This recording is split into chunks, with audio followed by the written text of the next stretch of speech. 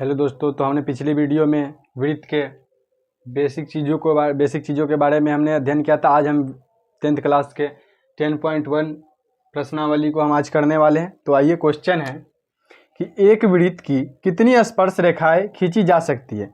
ये हमने पहले ही बताया था। जैसे ये वृत्त है, मैं ऑप्शन दे रहा हूँ 1 2 3 डी में अनंत। तो आप लोग बताइए कि कितनी स्पर्श रेखाएं खींची जा सकती है। तो बता दें कि जैसे ये वृत्त है,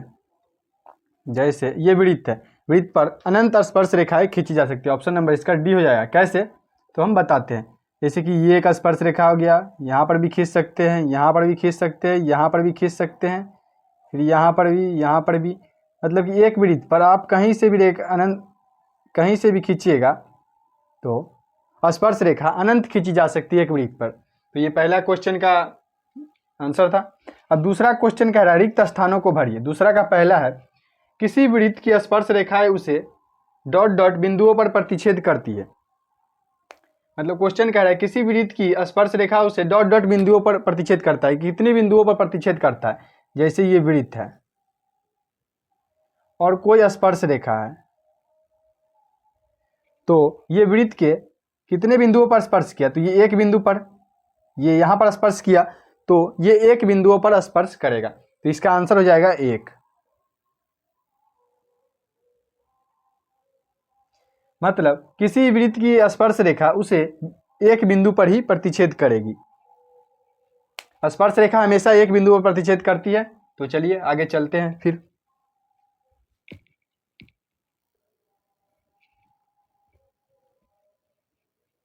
अब अगला क्वेश्चन है कि वृत्त की दो बिंदुओं पर प्रतिच्छेद करने वाली रेखा को क्या कहते हैं। मतलब क्वेश्चन कह रहा है कि वृत्त की दो बिंदुओं, जैसे ये वृत्त है और इसके दो बिंदुओं पर प्रतिच्छेद करने वाली रेखा को, जैसे कि ये केंद्र, एक बिंदु ये हो गया, एक बिंदु ये, कहीं से भी ले सकते हैं। मतलब दो बिंदुओं पर प्रतिच्छेद करने वाली रेखा को क्या कहते हैं। तो दो बिंदुओं पर प्रतिच्छेद करने वाली रेखा को छेदक रेखा कहते हैं। छेदक रेखा। तो ये हो गया। अगला क्वेश्चन है एक वृत्त के समानांतर रेखाएं हो सकती हैं। जैसे ये वृत्त है, इसके समानांतर स्पर्श रेखाएं हो सकती है। जैसे कि कोई ये वृत्त है और स्पर्श रेखा कह रहा है इसके समानांतर कितनी हो सकती है। तो समानांतर तो दो ही स्पर्श रेखा हो सकती है। जैसे ये एक स्पर्श रेखा है और ये स्पर्श रेखा है, तो दोनों समानांतर है। जैसे ये है तो दोनों समानांतर है। तो कितने स्पर्श रेखाएं समानांतर हो सकती है। तो 2 आंसर हो जाएगा। चौथा क्वेश्चन है, दूसरा का चौथा, वृत्त तथा उसकी स्पर्श रेखाएं के उभयनिष्ठ बिंदु को क्या कहते हैं। जैसे वृत्त तथा उसके स्पर्श रेखा के उभयनिष्ठ बिंदु को क्या कहते हैं। जैसे कोई ये वृत्त है और यह स्पर्श रेखा है। स्पर्श रेखा के उभयनिष्ठ बिंदु को क्या कहते हैं। और ये बिंदु है, इसे हम क्या कहेंगे। तो इसे हम स्पर्श बिंदु कहेंगे। स्पर्श बिंदु, स्पर्श बिंदु। तो अगला क्वेश्चन देख, 5 सेंटीमीटर त्रिज्या वाले एक वृत्त के बिंदु P पर स्पर्श रेखा। जैसे कि ये वृत्त है, 5 सेंटीमीटर इसकी त्रिज्या है, बिंदु P पर स्पर्श रेखा। जैसे कि बिंदु ये P हो गया, तो यहाँ पर से स्पर्श रेखा यहाँ पर जा रहा है, बिंदु P, जिसको हम P मान लेते हैं।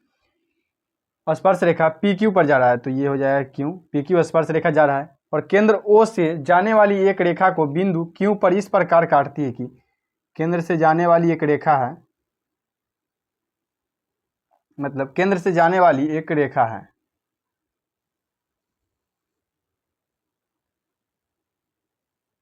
केंद्र से जाने वाली एक रेखा को बिंदु Q पर इस प्रकार काटती है कि, मतलब केंद्र से एक रेखा जा रही है और बिंदु Q पर इस प्रकार काटती है कि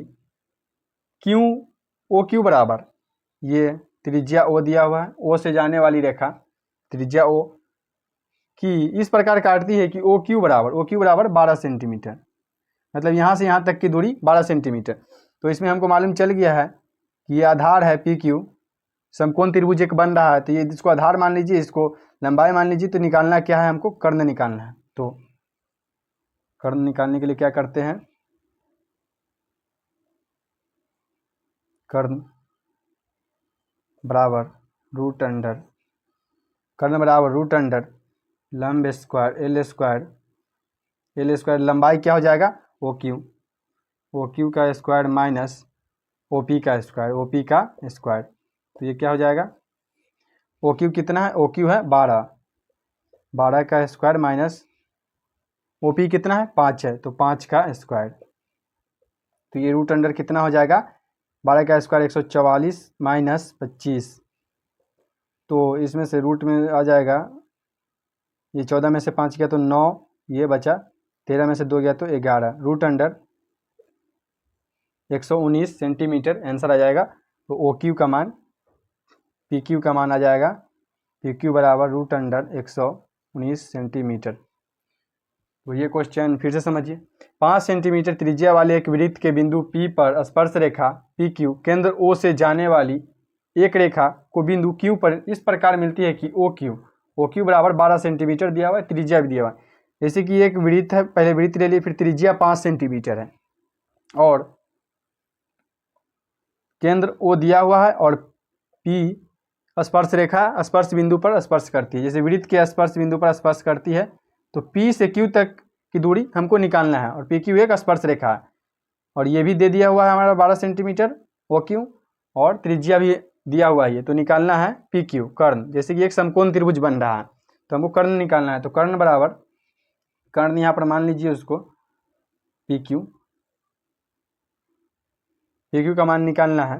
तो निकालने के लिए OQ रूट अंडर OQ का स्क्वायर माइनस OP का स्क्वायर, तो रूट अंडर 112, 12 का स्क्वायर माइनस 5 का स्क्वायर, तो 12 का स्क्वायर 144, 5 का स्क्वायर 25, तो रूट अंडर 119 सेंटीमीटर PQ का मान आ जाएगा। क्वेश्चन कह रहा है कि एक वृत्त खींचिए, तो एक वृत्त खींचेंगे और दो एक दी गई रेखा के समानांतर दो ऐसी रेखाएं खींचिए, मतलब दो और ऐसी रेखाएं खींचने के लिए बोल रहा है कि एक उनमें से स्पर्श रेखा और दूसरा छेदक हो।